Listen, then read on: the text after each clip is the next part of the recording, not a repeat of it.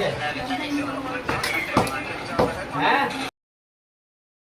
સિયારામ. શું તમે પણ માતા પિતા બાળકને જમાડતી વખતે મોબાઈલ કે ટીવીની સામે બેસાડો છો? તો આજથી જ બંધ કરો. કારણ કે આપણે માતા પિતા આપણે જ આપણા બાળકને નુકસાન પહોંચાડીએ છીએ. કારણ કે મોબાઈલ કે ટીવી સામે જોઈને જમવું એ બાળકના બ્રેન ડેવલપ માટે ખૂબ જ નુકસાનકારક છે.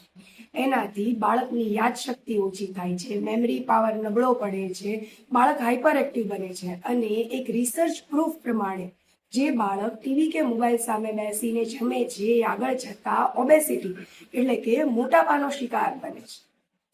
તો માતા પિતાએ બાળકને જમતી વખતે મોબાઈલ આપવાનું બંધ કરવું જોઈએ.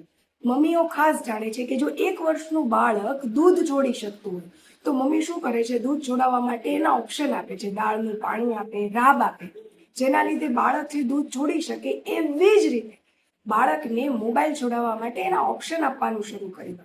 અને એ ઓપ્શન શું હોઈ શકે એ તમે મને કમેન્ટમાં જરૂર બતાવો.